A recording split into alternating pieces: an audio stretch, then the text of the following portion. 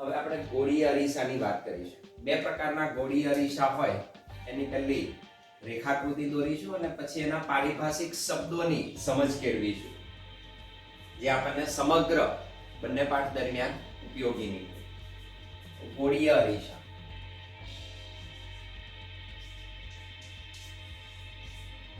ગોળીય કોણ? ગોળીય કોણ? અરીસા. એને આપણે વક્ર અરીસા તરીકે ઓળખીએ. That is called spherical mirrors. Spherical mirror. આપણી પાસે બે પ્રકારના છે. નંબર એક છે અંતર્ગોળ અરીસો. અંતર્ગોળ અરીસો. That is called concave mirror. Concave mirror. અને બીજો છે બહિર્ગોળ અરીસો.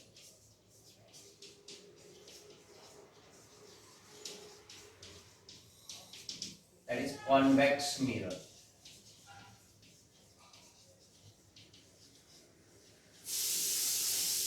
બે પ્રકારના વક્ર અરીસા, ગોળીય અરીસાઓની આપણે સમજૂતી મેળવવાની છે. અંતર્ગોળ, બહિર્ગોળ. અહીં એના બેઝિક નેચરને આપણે ડ્રો કરી દઈએ કે કેવી રીતે બનાવ્યા અને શું છે એનું અહીં આગળ આપણે રેખાકૃતિ દોરી દઈશું. અને આ બંને અરીસાઓને આપણે નાના દર્પણ મુખવાળા લઈશું. આ જેને આપણે કહીએ એઝમ્પશન, આપણે અહીં આગળ સ્વીકારેલું છે આ પ્રકરણમાં કે નાના દર્પણ મુખવાળા જ અરીસાની આપણે ચર્ચા કરીશું. તો નાના દર્પણ મુખવાળો અંતર્ગોળ અરીસો અને નાના દર્પણ મુખવાળો બહિર્ગોળ અરીસો. એની રેખાકૃતિ અહીં ડ્રો કરું છું. કેવી રીતે? તો નાના દર્પણ મુખ વાળો અંતર્ગોળ અરીસો.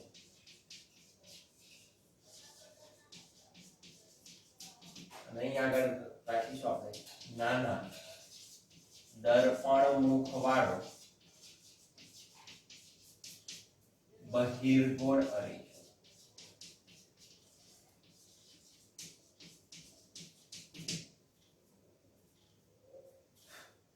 તો ગોળી અરીસા ક્યાંથી તૈયાર કરવામાં આવે, કેવી રીતે તૈયાર કરવામાં આવે? તો આખી એક ગોળીય રચના લેવી પડે, જેને આપણે કહે પોલો ગોળો. તો પોલો ગોળો આપણે લઈ લેવાનો અને એમાંથી યોગ્ય ભાગ આપણે કટ કરીએ અને એને પછી આપણે યોગ્ય પ્રકારનો ઢોળ ચડાવીએ, સપાટી ચકચકિત કરીએ, ચળકાટવાળી કરીએ, ત્યારે જે રચનાઓ તૈયાર થાય એ આપણી સામે ગોળીય અરીસાઓ દર્શાવે.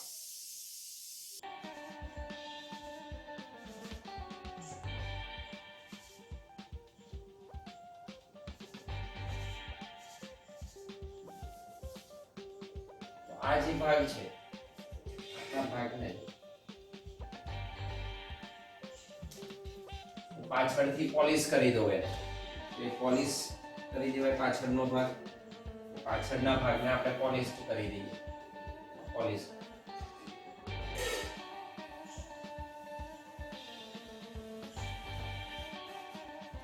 પાછળનો ભાગ જે છે આપણે એને પોલિશ કરી દઈએ. એટલે આ પારદર્શક થઈ ગયો. અને અંદરનો જે ભાગ છે એને આપણે ચળકાટ વાળો બનાવી દઈએ. તો આ અંતર્ગોળ અરીસા તરીકે વર્તે. તો આ તમારો અંતર્ગોળ અરીસો છે. આ અંતર્ગોળ અરીસો. અંદરનો ભાગ ચળકાટ વાળો અને બહારનો ભાગ પોલિશ. એ રીતે બહિર્ગોળમાં આ ભાગ જે છે એને આપણે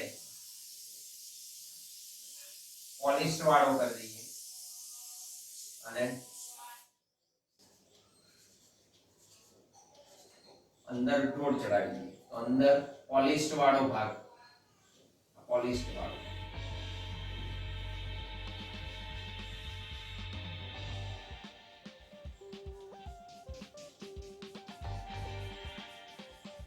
પોલિશ અને આગળનો ભાગ ચળકાટ વાળો કરી દઈએ. તો એ બહિર્ગોળ અરીસા તરીકે વર્તે. બહિર્ગોળ અરીસો. આ એનું સેન્ટર છે, ગોળાનું સેન્ટર. એમાંથી પસાર થતી એક લાઈન આપણે ડ્રો કરી દઈએ.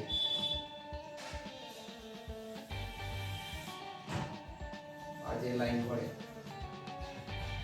એ જ રીતે અહીંયા આગળ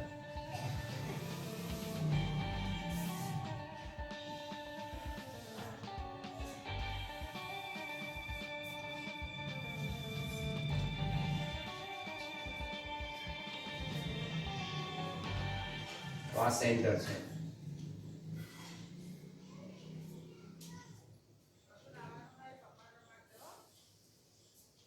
અહીંયા આગળ નાના દર્પણ મુખવાળો છે તો આનો હાફ પોર્શન આપણે કરીશું, અડધું. અહીં પણ માન લો કે આનો હાફ પોર્શન.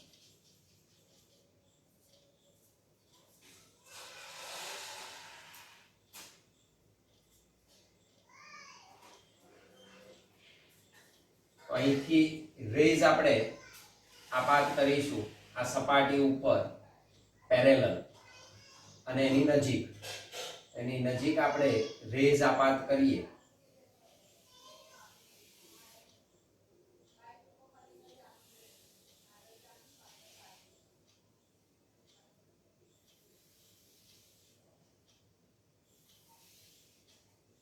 તો આપાત થતા કિરણો છે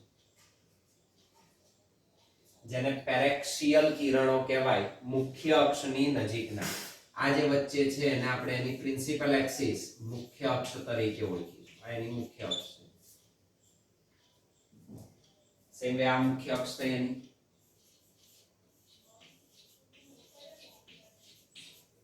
અને અહીં આગળ પણ કિરણો પેરેલલ.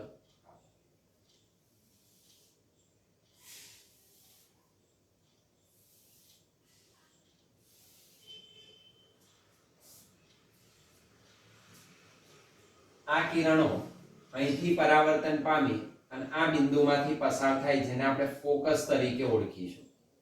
કોના તરીકે? ફોકસ. તો પરાવર્તન પામીને બધા રે ત્યાંથી જ પસાર થશે. આ એક કિરણ, આ પણ અહીંથી જ પસાર થશે, આ પણ અહીંથી જ પસાર થશે.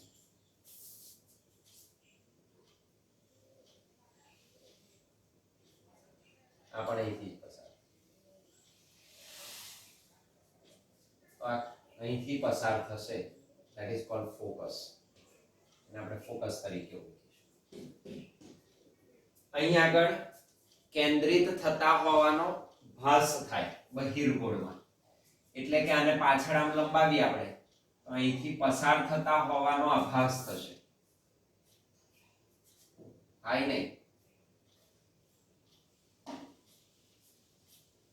અહીંથી પસાર થતા હોવાનો આભાસ થાય તો આ પાછળની તરફ લંબાવે, અપકેન્દ્રિત થાય. શું થાય? અપકેન્દ્રિત થાય.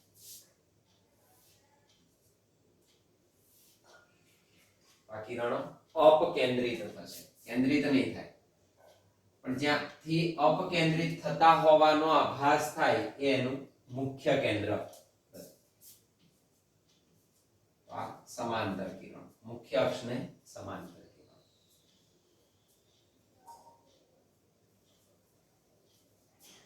આ અરીસાનું સેન્ટર છે, મધ્ય બિંદુ છે, ભૌમિતિક કેન્દ્ર છે, જેને આપણે P તરીકે ઓળખીશું, ધ્રુવ બિંદુ તરીકે. અને અરીસો કહીશું MP M dash, MP M dash. આ એનું વક્રતા કેન્દ્ર કહેવાય, આ એનું મુખ્ય કેન્દ્ર કહેવાય, આ ધ્રુવ બિંદુ કહેવાય. MP M ડેશ અરીસો આમ છે બખોલ વાળો. આ બખોલનો જે વ્યાસ હોય, અહીંથી અહીં આખો જે બખોલનો આ જે વ્યાસ છે એ બખોલનો વ્યાસ એનું દર્પણ મુખ કહેવાય, એપર્ચર કહેવાય. તો એ ઘણી નાની હોય. અહીં તો આપણને ખ્યાલ આવે એટલે મોટા દોરેલા છે, પણ એ ઘણા જ નાના હોય. વ્યવહારમાં આપણે નાના દર્પણ મુખ વાળા ગોળીય અરીસાઓનો ઉપયોગ કરીશું. ગોળીય અરીસાના પારિભાષિક શબ્દો. પારિભાષિક શબ્દ. સૌથી પહેલા એની પરિભાષા શીખીશું વ્યાખ્યા સ્વરૂપે. નંબર 1, ગોળીય અરીસો કોને કહેવાય છે? ગોળીય અરીસો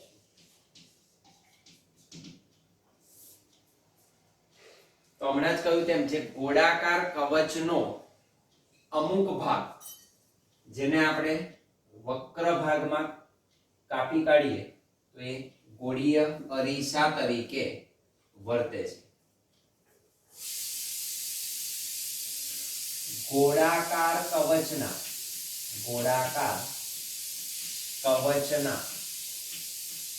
અમુક ભાગને વર્તુળાકાર છેદમાં કાપીને તૈયાર થતા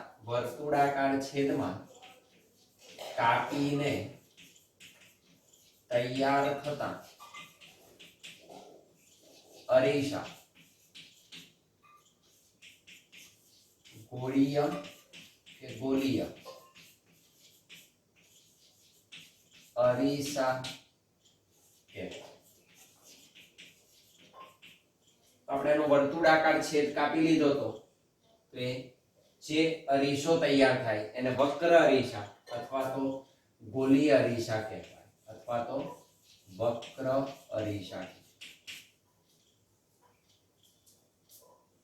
નંબર 2, બે પ્રકારના અરીસાની આપણે વાત કરીએ. એક છે અંતર્ગોળ અરીસો, બીજો બહિર્ગોળ અરીસો.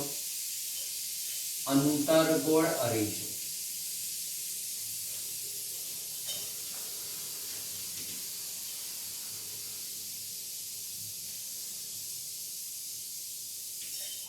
જે ગોળીય અરીસાની કઈ સપાટી? અંદરની સપાટી. જે ગોળીય અરીસાની અંદરની સપાટી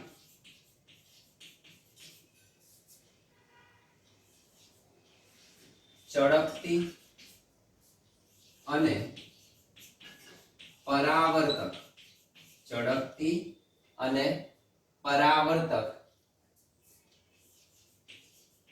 બનાવવામાં આવે તો તૈયાર થતો વક્ર અરીસો અંતર્ગોળ અરીસો કહેવાય.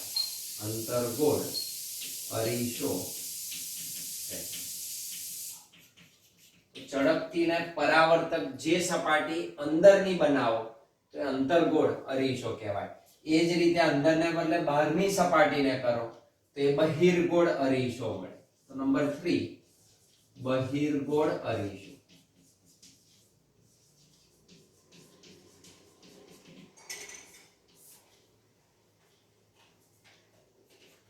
જે ગોળીય અરીસાની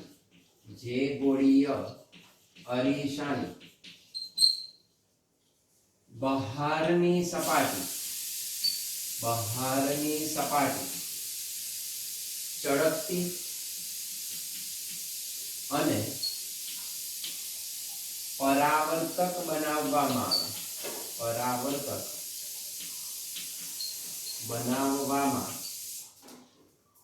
આવે તો તૈયાર થતા વક્ર અરીસાને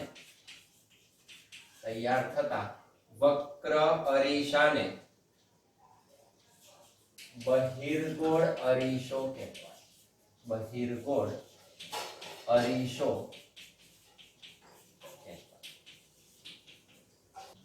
પહેલું છે ધ્રુવ બિંદુ.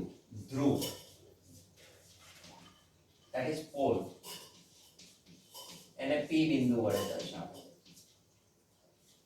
ધ્રુવ બિંદુ જે છે પોલ તરીકે ઓળખાય. જે આપેલો જે વક્ર અરીસો છે એનું મધ્ય બિંદુ છે અથવા એનું ભૌમિતિક કેન્દ્ર છે.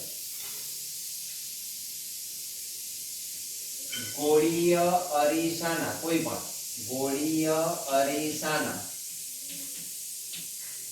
ભૌમિતિક કેન્દ્રને ગોળીય અરીસાના ભૌમિતિક કેન્દ્રને ધ્રુવ કહેવાય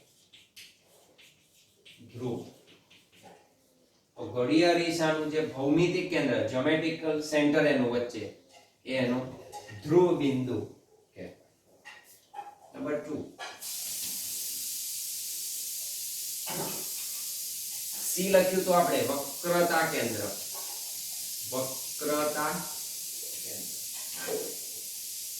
that is center of curvature એને સી વડે દર્શાવીશું વક્રતા કેન્દ્ર એટલે center of curvature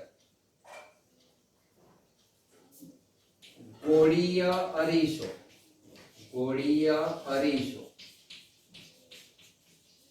જે ગોળાકાર કવચ નો ભાગ છે જે ગોળામાંથી આપણે એને કટ કરેલો છે એનો ભાગ થયો એ ગોળીય અરીસો જે ગોળાકાર કવચનો ભાગ છે તેના કેન્દ્રને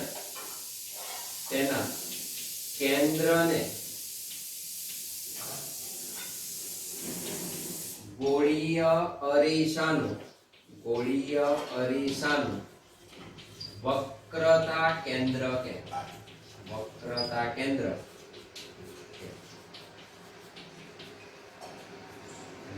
center of curvature. Number 3 દર્પણનું aperture જેને આપણે કહ્યું હતું MP M dash દર્પણનું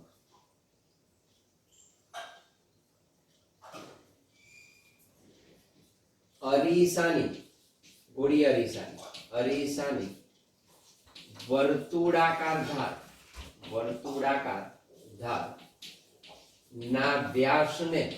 વર્તુળાકાર ધાર ના વ્યાસને કયું that is mm dash આખું જે હોય બકોલ તો આ જે ભાગ થયો એનો વ્યાસ એ અરીસાની વર્તુળાકાર ધારના વ્યાસને તેનું દર્પણ મુખ કહે છે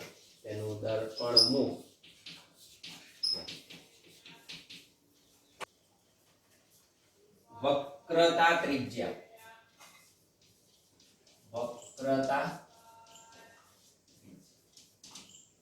that is radius of curvature capital R જે ગોળાકાર કવચમાંથી આપણે ગોળીય અરીસો બનાવ્યો એ ગોળાકાર કવચની જે ત્રિજ્યા એને આપણે એની વક્રતા ત્રિજ્યા ગણી શકીએ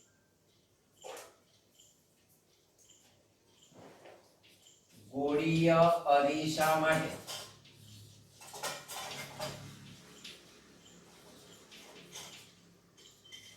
તેની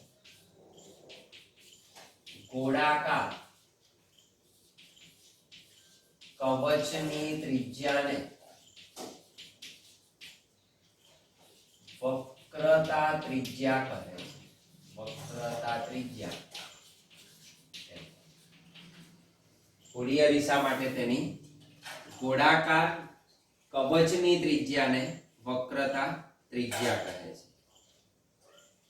અથવા તો તમે કહી શકો ધ્રુવ બિંદુ ગોળીય અરીસાનું ધ્રુવ બિંદુ P અને એનું વક્રતા કેન્દ્ર C વચ્ચેના અંતરને અથવા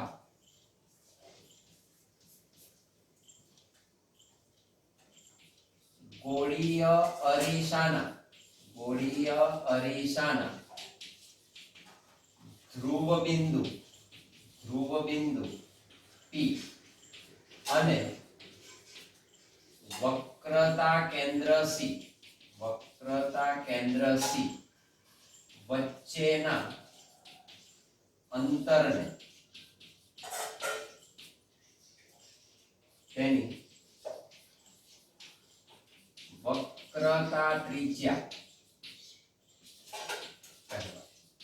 વક્રતા ત્રિજ્યા મુખ્ય અક્ષ નંબર 5 મુખ્ય અક્ષ પ્રિન્સિપલ એક્સિસ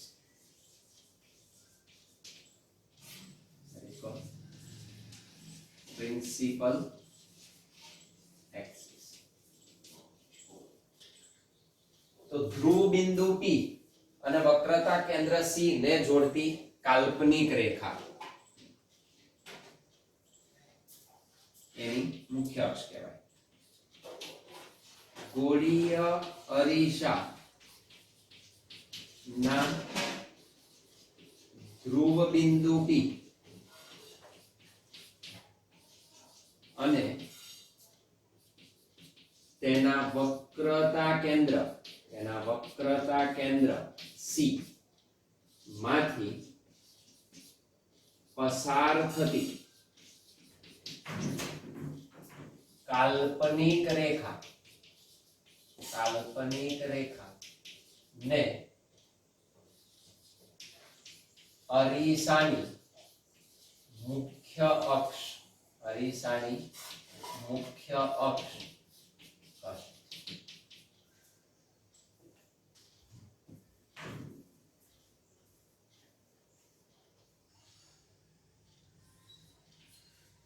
મુખ્ય કેન્દ્ર ફોકસ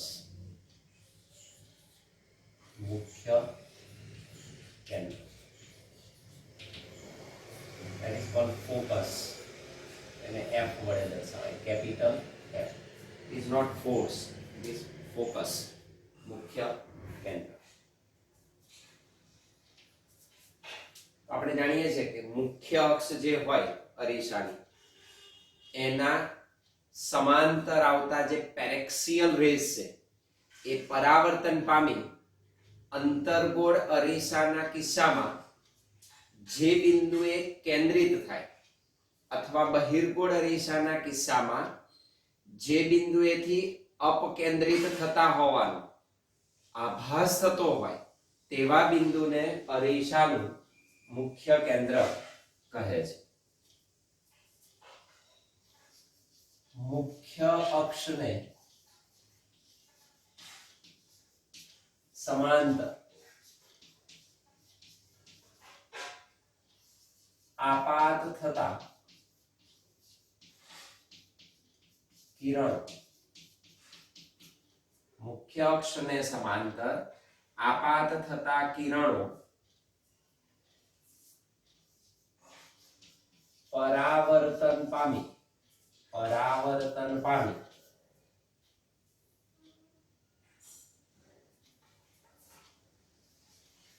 મુખ્ય અક્ષ પરના જે બિંદુએ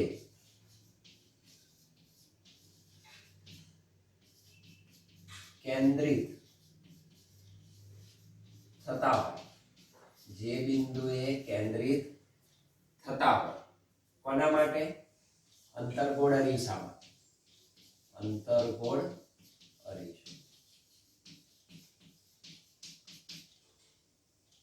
કે જે બિંદુએથી અપકેન્દ્રિત અથવા વિકેન્દ્રિત થતા હોવાનો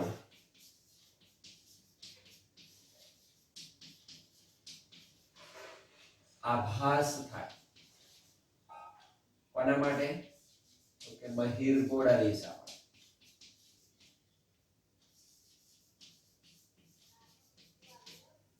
કેન્દ્રિત થતા હોય અંતર્ગોળ અરીસા માટે કે જે બિંદુએથી અપકેન્દ્રિત થતા હોવાનો આભાસ થાય તેને અરીસાનું મુખ્ય કેન્દ્ર કહે છે.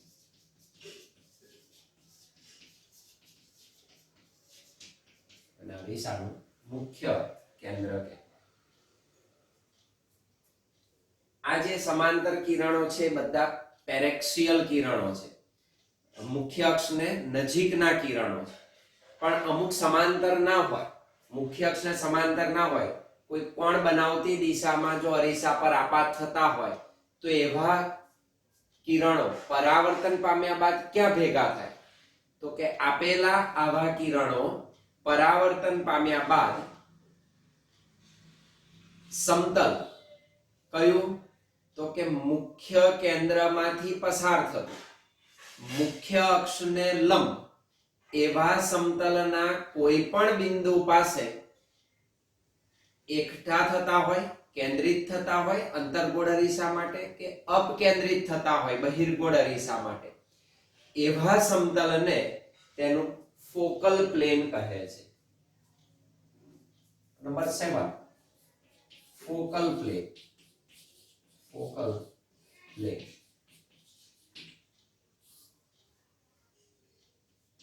જો અરીસા પર આપાત થતા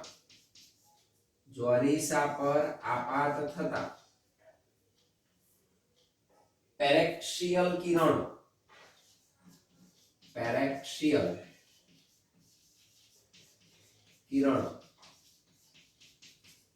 મુખ્ય અક્ષને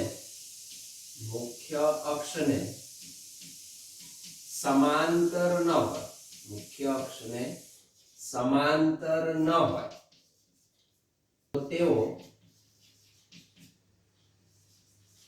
મુખ્ય કેન્દ્રમાંથી પસાર થતા અને મુખ્ય અક્ષને લંબ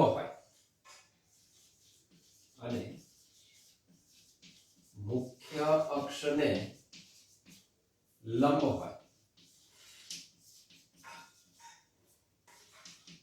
સમતલમાંના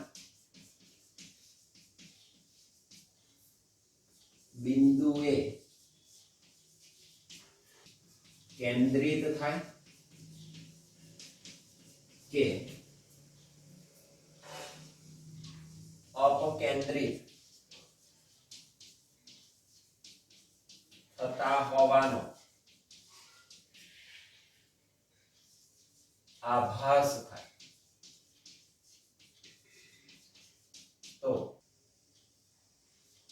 તેવા સમતલને ફોકલ પ્લેન કહે છે.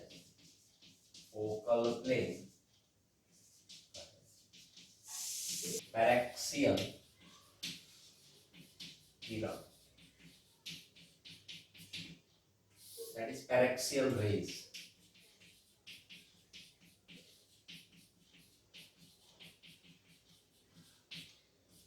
સમગ્ર પાઠમાં આપણે પેરેક્સિયલ કિરણોના સંદર્ભે જ બધી ચર્ચા કરવાની છે. એટલે એવા કિરણો જે મુખ્ય અક્ષની નજીકમાં હોય, જે કિરણો તમને મળે they are called perexial rays. અરીસાના ધ્રુવની નજીક આપાત થાય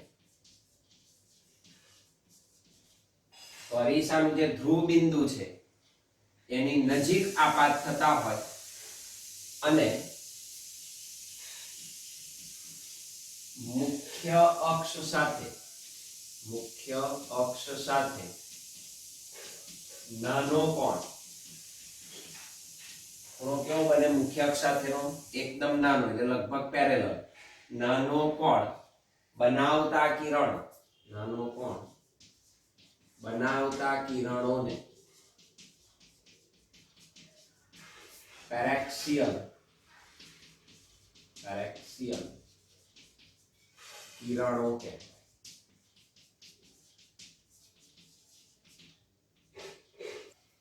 નંબર 9 કેન્દ્ર લંબાઈ ફોકલ લેન્થ. કેન્દ્ર that is small f.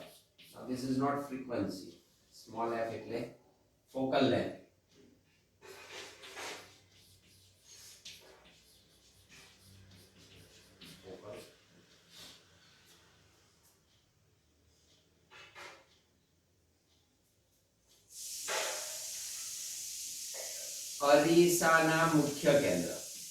અરીસાના મુખ્ય મુખ્ય કેન્દ્ર F અને ધ્રુવ P વચ્ચેના અંતરને અરીસાની કેન્દ્ર લંબાઈ કહેવાય. આપેલ વસ્તુનું, કારણ કે આપણે જે પ્રકાશીય ઉપકરણોની વાત કરીએ છીએ એમાં વસ્તુનું પ્રતિબિંબ મેળવવું એ જ મેઇન છે. પ્રતિબિંબ કેવી રીતે રચી શકાય અને પ્રતિબિંબ શું છે તે. જો કિરણો કોઈ એક બિંદુમાંથી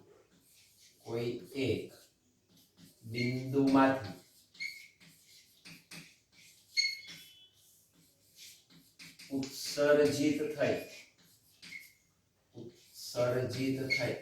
પરાવર્તન પામી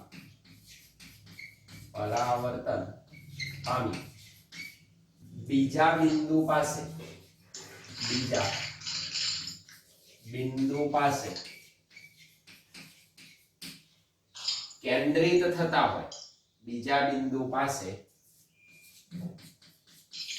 કેન્દ્રિત થતા હોય,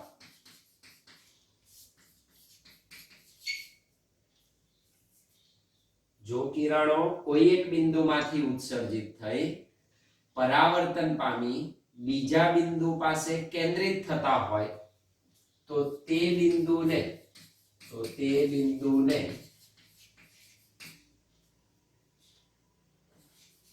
પ્રથમ બિંદુનું પ્રતિબિંબ કહેવાય.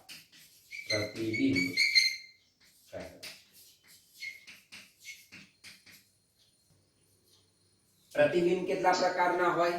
તો આપણે બે પ્રકારના પ્રતિબિંબની વાત કરીશું. એક છે સાચું પ્રતિબિંબ અને બીજું છે આભાસી પ્રતિબિંબ. નંબર 1, પ્રતિબિંબના પ્રકાર.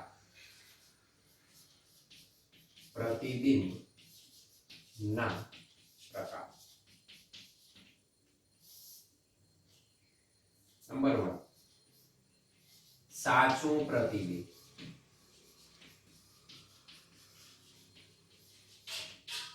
That is called real image.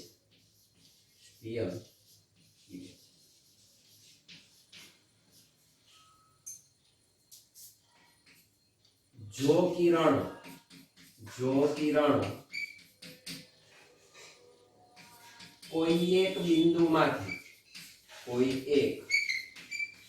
બિંદુમાંથી ઉત્સર્જિત થઈ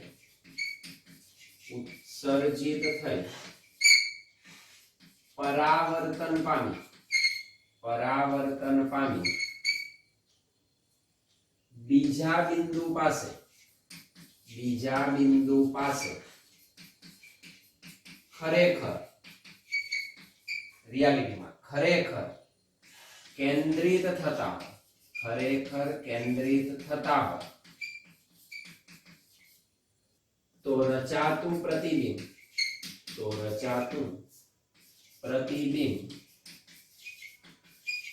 સાચું પ્રતિબિંબ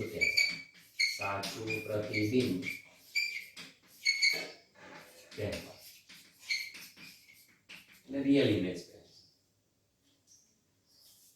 નંબર 2, પણ જો કેન્દ્રિત થતા હોવાનો આભાસ થતો હોય તો એ આભાસી પ્રતિબિંબ કહેવાય. તો બીજા પ્રકારનું છે આભાસી પ્રતિબિંબ.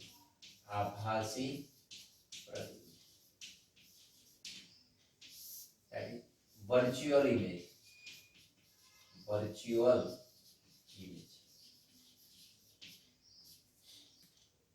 જો કિરણો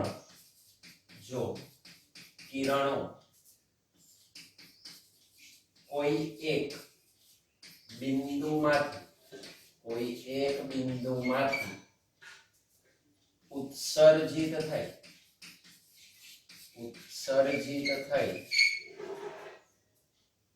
પરાવર્તન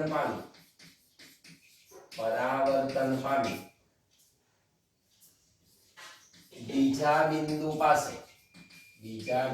પાસે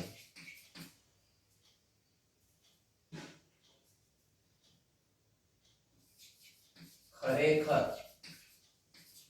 કેન્દ્રિત થતા ન હોય, પરંતુ પાછળ લંબાવતા અપકેન્દ્રિત થતા હોવાનો આભાસ થાય તો રચાતું પ્રતિબિંબ આભાસી પ્રતિબિંબ તો એને વર્ચ્યુઅલ ઇમેજ કહેવાય. આમ પ્રતિબિંબ શું છે ખરેખર? તો આમ પ્રતિબિંબ એ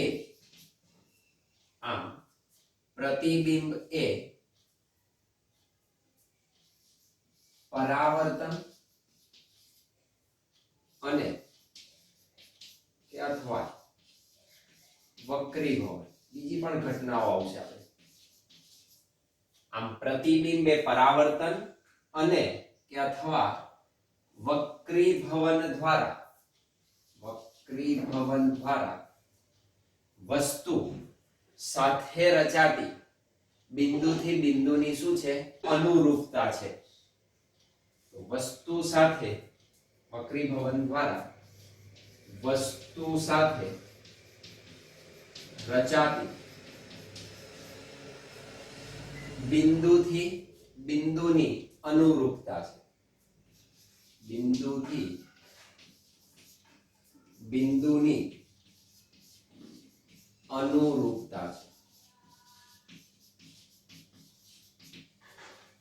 એક બિંદુમાંથી રેસ ઉદ્ભવ્યા અને બીજા બિંદુ પાસે કાં તો કેન્દ્રિત થયા કાં તો અપકેન્દ્રિત થયા, તો એક બિંદુથી બીજા બિંદુ વચ્ચેનો જે સંબંધ દર્શાવે એ અનુરૂપતા કોના દ્વારા તમને મળી? અત્યારે પરાવર્તન દ્વારા, પછી આપણે વક્રીભવન દ્વારા પણ મેળવીશું. તો એ ઇમેજ તરીકે ઓળખાય, એને આપણે પ્રતિબિંબ કહીએ છીએ. પ્રતિબિંબ કેવી રીતે મેળવી શકાય?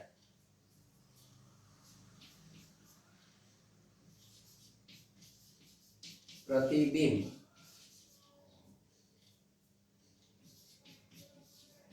કેવી રીતે રચાય એની વાત કરીશું. તો આ પ્રતિબિંબ કેવી રીતે મેળવી શકું? મારે કેટલા રેઝની જરૂર પડે અને હું પ્રતિબિંબ પ્રાપ્ત કરી શકું? કારણ કે કોઈ પણ બિંદુમાંથી, કોઈ પણ વસ્તુમાંથી અસંખ્ય કિરણો ઉત્સર્જન પામતા હોય છે. તો પ્રતિબિંબ કેવી રીતે રચાય?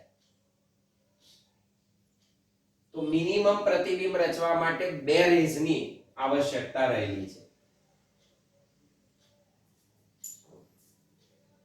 વસ્તુના કોઈ એક, આખી વસ્તુ નહીં લેવાની, વસ્તુના કોઈ એક બિંદુમાંથી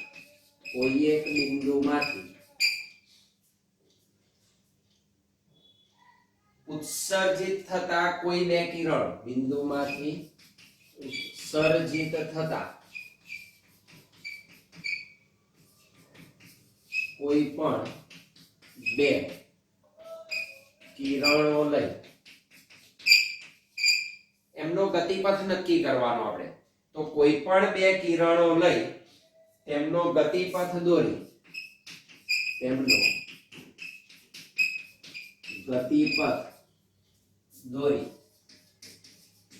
બંને કિરણોનું છેદન બિંદુ નક્કી કરવાનું. ગતિપથ દોરી બંને કિરણોનું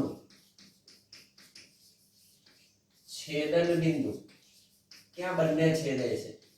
છેદન બિંદુ શોધી ગોળીય અરીસા દ્વારા થતા પરાવર્તનને લીધે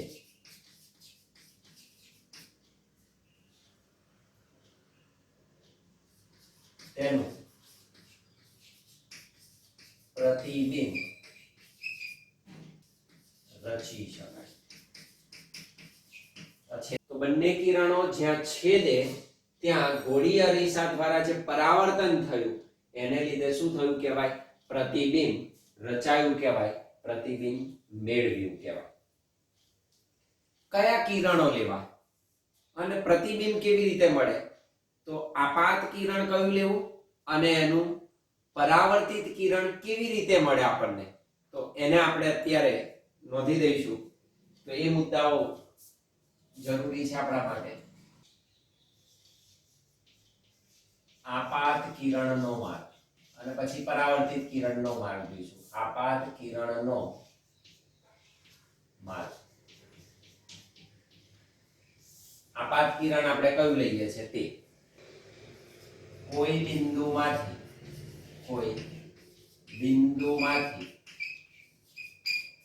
મુખ્ય અક્ષને સમાંતર કિરણ. તો મુખ્ય અક્ષને સમાંતર કિરણ લઉં છું. તો કોઈ બિંદુમાંથી ધારો કે એક કિરણ નીકળ્યું, એ મુખ્ય અક્ષને કેવું છે? સમાંતર આપાત કિરણ છે. પરાવર્તિત કિરણનો માર્ગ. તો પરાવર્તિત કિરણ ક્યાં મળશે આપણને? તો એનું પરાવર્તન અરીસાના મુખ્ય કેન્દ્રમાંથી પસાર થાય છે. તો પરાવર્તિત કિરણ, જો કોઈ આપાત કિરણ મુખ્ય અક્ષને સમાંતર હોય તો તે પરાવર્તન પામી મુખ્ય કેન્દ્રમાંથી પસાર થાય.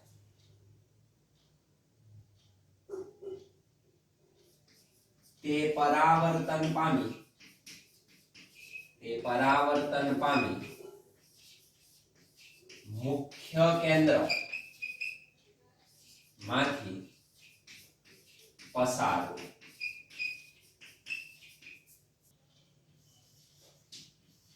આપાત કિરણનો માર્ગ.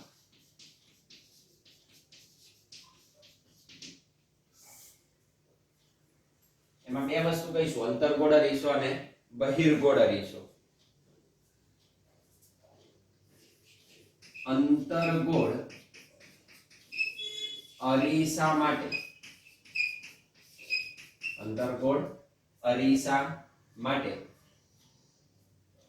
વક્રતા કેન્દ્રમાંથી પસાર થતું કિરણ. અંતર્ગોળ અરીસા માટે વક્રતા કેન્દ્રમાંથી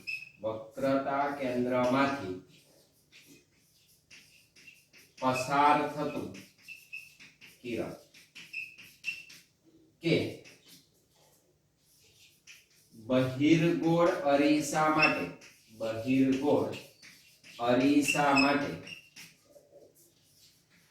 વક્રતા કેન્દ્રમાંથી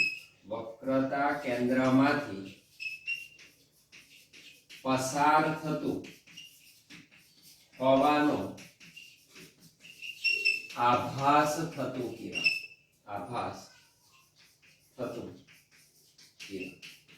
જાણે કે વક્રતા કેન્દ્રમાંથી પસાર થાય છે એવું આપણે બહિર્ગોળ અરીસા માટે લઈશું. તો જે વક્રતા કેન્દ્રમાંથી પસાર થાય તો એના પરાવર્તિત કિરણનો માર્ગ શું હોય? પરાવર્તિત કિરણનો માર્ગ. તો જે રે અંતર્ગોળ અરીસા માટે વક્રતા કેન્દ્રમાંથી પસાર થાય કે બહિર્ગોળ માટે વક્રતા કેન્દ્રમાંથી પસાર થતા હોવાનો ભાસ થતો હોય, એ પરાવર્તન પામી એ જ માર્ગે પરત ફરે છે. એનું કોઈ વિચલન થતું નથી, એ જ માર્ગે એ પરત ફરે છે. તો તે પરાવર્તન પામી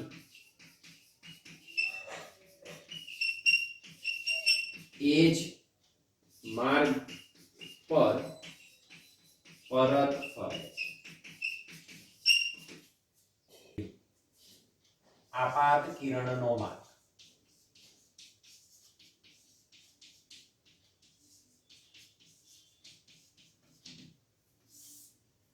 ધારો કે આપાત કિરણ અંતર્ગોળ અરીસા માટે મુખ્ય કેન્દ્રમાંથી પસાર થતું હોય કે બહિર્ગોળ માટે મુખ્ય કેન્દ્રમાંથી પસાર થતા હોવાનો ભાસ થતો હોય તો એનું પરાવર્તન કેવી રીતે થશે?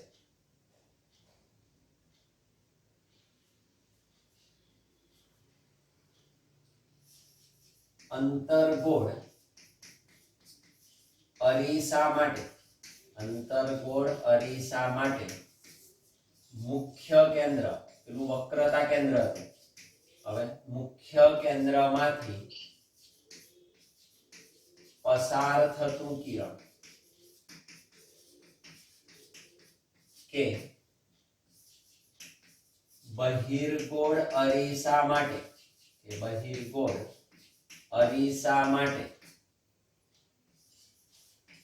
મુખ્ય કેન્દ્ર માંથી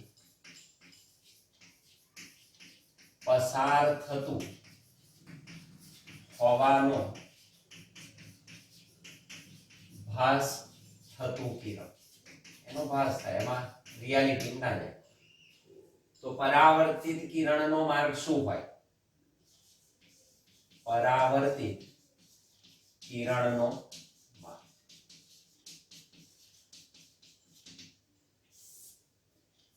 જો મુખ્ય કેન્દ્રમાંથી પસાય, જો મુખ્ય અક્ષને સમાંતર કિરણ પરાવર્તન પામી મુખ્ય કેન્દ્રમાંથી પસાર થાય તો ઉલટું પણ સાચું છે, કારણ કે આપેલા કિરણો જે છે એ પ્રતિવર્તી છે, એ જ માર્ગે પાછા ફાળો તો એ જ રીતે પરત જાય. જો મુખ્ય કેન્દ્રમાંથી આપાત લઉં તો પરાવર્તન મુખ્ય અક્ષને કેવું થશે? સમાંતર જ મળે.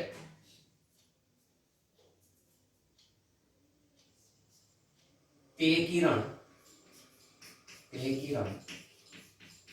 પરાવર્તન પામી મુખ્ય અક્ષને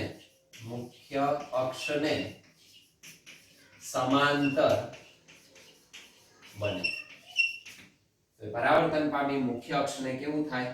સમાંતર બને. નંબર 4, આપાત કિરણનો માર્ગ.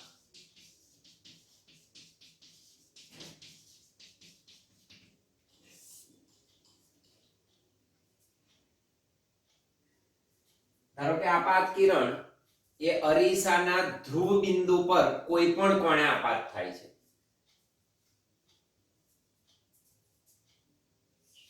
અરીસાના ધ્રુવ P પાસે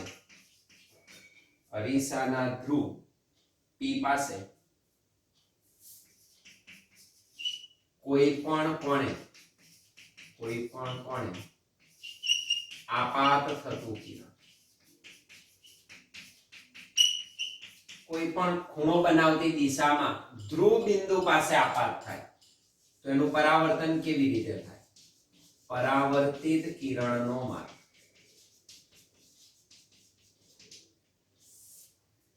તો આવા કિરણનું પરાવર્તન એ પરાવર્તનના નિયમોને આધીન થાય, અર્થાત આપાત કોણ બરાબર પરાવર્તન કોણ બને એ રીતે એનું પરાવર્તન થાય છે.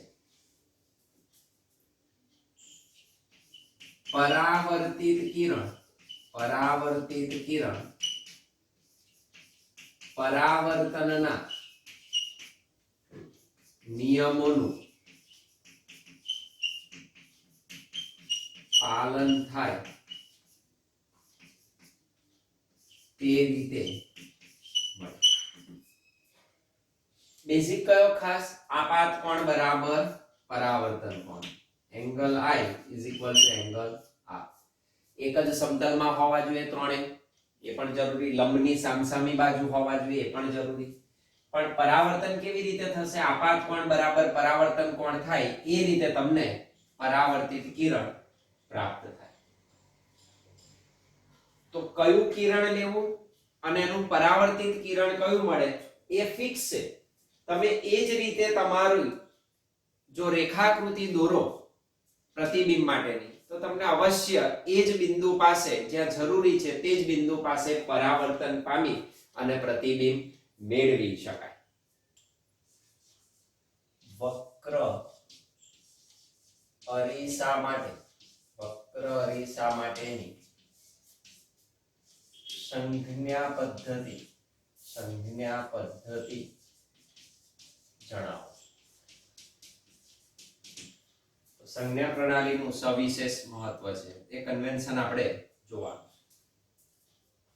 જે અંતર્ગોળને લાગુ પડે બહિર્ગોળને થોડો ફેર પડે પ્લસ માઇનસ માં, તો એ ડિરેક્શન તમે નક્કી કરો એટલે મળી જાય. ધારો કે આપણી પાસે અંતર્ગોળ અરીસો છે. આ અંતર્ગોળ અરીસાને આપણે ધ્યાનમાં લઈએ.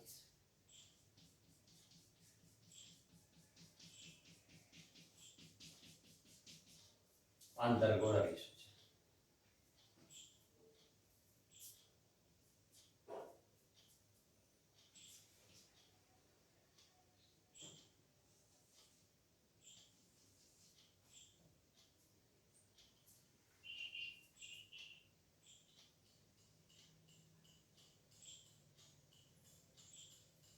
વસ્તુ આપણે ડાબી તરફ રાખીશું. વસ્તુ કઈ મૂકીશું? ડાબી તરફ મૂકીશું. કોઈ પણ અરીસો બહિર્ગોળ લો તો એ જ લેવાનું, વસ્તુ આ તરફ મૂકવાની. ઉલટું આપી શકે તમને, પણ નિયમ એની રીતે નક્કી કરવાનો, એવી રીતે નહીં નક્કી કરવાનું જે આપણે જાણતા હતા કે આ બાજુના અંતરો ધન હોય ને આ બાજુ ઋણ હોય. એ રીતે આપણે પ્રણાલી લેવાની નથી. એક ખાસ તકેદારી રાખવાની આમાં સંજ્ઞા પ્રણાલીમાં. કઈ તરફ ધન કઈ તરફ ઋણ એ તમારે વિચારવાનું રહે. વસ્તુ ડાબી તરફ મૂકેલી છે. વસ્તુ ક્યાં છે? લેફ્ટ હેન્ડ સાઈડે છે. આ તરફ તમે અરીસાની આ તરફ વસ્તુ મૂકો તો વસ્તુમાંથી નીકળતા કિરણો આપાત કિરણ મળે. તો વસ્તુમાંથી આપાત કિરણો કઈ દિશામાં જશે? આ તરફ જશે, અરીસા તરફ. તો આ આપાત કિરણ.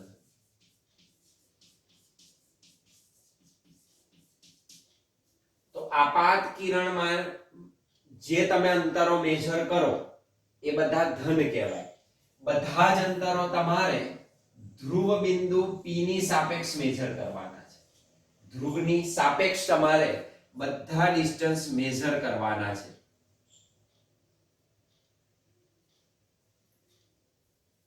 તો અહીં તમે લખી શકો આ દિશા અહીંથી આ તરફ. અહીંથી મેજર તમે આપાત કિરણની દિશામાં કરો તો અહીં લખી શકો આપાત પ્રકાશ ની દિશામાંના અંતરો ધન. તો આ દિશામાંના અંતરો ધન. અને પરાવર્તન અહીંથી થાય તો આ દિશામાં તમે જ્યારે મેજર કરો ધ્રુવથી આ દિશાના આપાત પ્રકાશની વિરુદ્ધ દિશા. તો આપાત પ્રકાશની વિરુદ્ધ દિશા છે. આપાત પ્રકાશની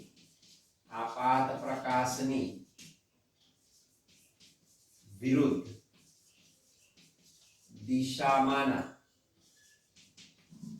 અંતરોનું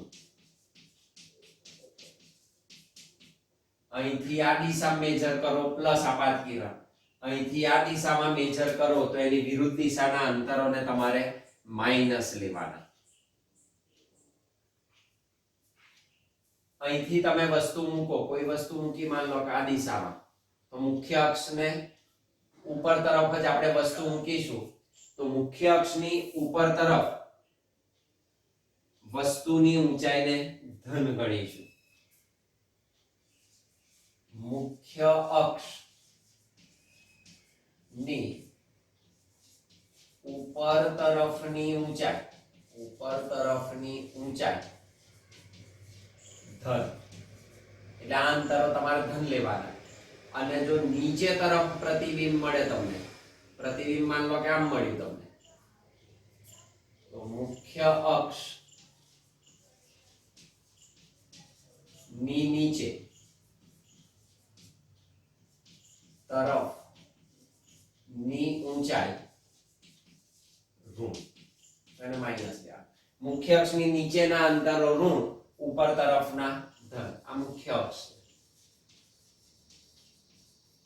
આ વક્ર અરીસો અથવા ગોળીય અરીસો છે અંતર્ગોળ હોય કે બહિર્ગોળ નિયમ આપાત કિરણની દિશામાં મપાતા અંતરો ધન વિરુદ્ધ દિશામાં ઋણ મુખ્ય અક્ષની ઉપર ધન નીચે તરફ ઋણ મળે એના રૂલ્સ એની સંજ્ઞા પદ્ધતિ કઈ છે તે વસ્તુ ડાબી તરફ અત્યારે મૂકેલી છે નંબર 1 પહેલો બધા જ અંતરો ધ્રુવ p ની સાપેક્ષ કોની સાપેક્ષ બધા જ અંતરો ધ્રુવ p ની સાપેક્ષ મુખ્ય અક્ષ પર માપવા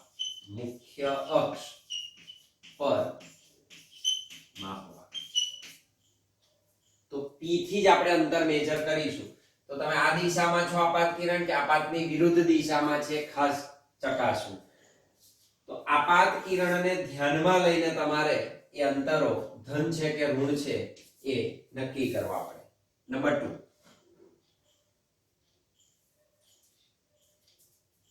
આપાત કિરણ ની દિશામાં મપાયેલા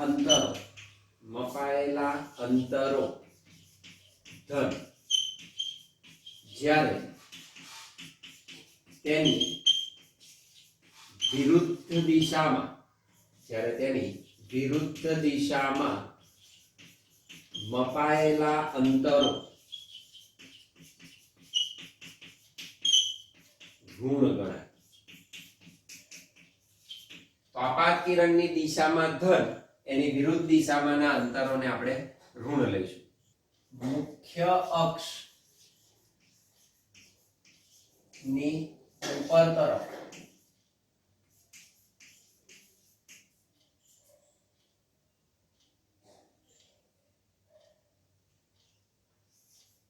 વસ્તુની ઊંચાઈ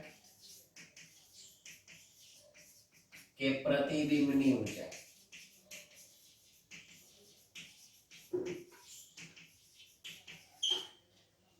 મુખ્ય અક્ષની ઉપર તરફ તમે વસ્તુ મૂકી હોય કાં તો એનું પ્રતિબિંબ ઉપર તરફ રચાય તો મુખ્ય અક્ષની ઉપર તરફ મપાયેલા અંતરો ધન જ્યારે તેની નીચે તરફ મપાયેલા અંતરો ઋણ લેવા નંબર 4 અમુક બાય ડિફોલ્ટ છે આપણે એ સ્વીકારી લઈશું જેમ કે વસ્તુ અંતર હંમેશા ઋણ લઈશું વસ્તુ અંતર ને હંમેશા ઋણ લેવું ફિક્સ છે પ્રતિબિંબ શું મળે છે નહીં પણ વસ્તુ અંતર જ્યારે પણ લો અંતર્ગોળ કે બહિર્ગોળ અરીસા માટે આપણે વસ્તુ અંતરને હંમેશા ઋણ જ લઈશું નંબર 5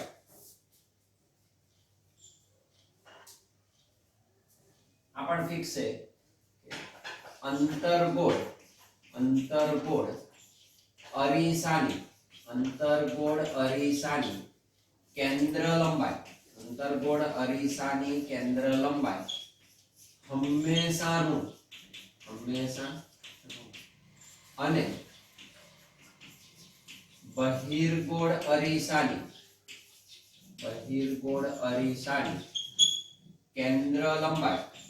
કેન્દ્ર લંબાઈ હંમેશા ધન લેવી અને સમતલ અરીસો લો તો એની કેન્દ્ર લંબાઈ હંમેશા અનંત મળે. સમતલ અરીસાની કેન્દ્ર લંબાઈ અનંત ગણી. સમતલ અરીસો સ્ટ્રેટ હોય, વક્ર હોય જ નહીં, તો એની કેન્દ્ર લંબાઈ કેવી? ઇન્ફિનિટિવ ગણાય. તો એને આપણે અનંત તરીકે લઈશું. હવે એક્ઝામ્પલ દાખલામાં તમારે જે રાશિ શોધવાની હોય, ખાસ યાદ રાખજો, જે રાશિ શોધવાની હોય એ રાશિની સંજ્ઞા પ્રણાલી તમારે લેવાની નથી. દાખલા તરીકે મારે અંતર્ગોળ અરીસાની કેન્દ્ર લંબાઈ શોધવાની કઈ, તો સૂત્રમાં કેન્દ્ર લંબાઈને માઈનસ નહીં મૂકવાની, એનો આન્સર તમને માઈનસ મળે, એટલે અંતર્ગોળ અરીસાની કેન્દ્ર લંબાઈ. એટલે જ્યારે તમે એક્ઝામ્પલ્સ ગણતા હોય, ન્યુમેરિકલ્સ સોલ્વ કરતા હોય, તેવા સમયે ખાસ યાદ રાખવાનું, જે રાશિને તમારે શોધવાની છે તે રાશિની સંજ્ઞા પ્રણાલી તમારે સૂત્રમાં વાપરવાની નથી. આને ધ્યાન રાખો. જે રાશિ શોધવાની હોય તેની સંજ્ઞા પ્રણાલી ઉપયોગમાં લેવી નહીં. દાખલો ગણતી ન્યુમેરિકલ વખતે જે રાશિ તમારે ફાઇન્ડ આઉટ કરવી છે એની સંજ્ઞા પ્રણાલી વાપરવાની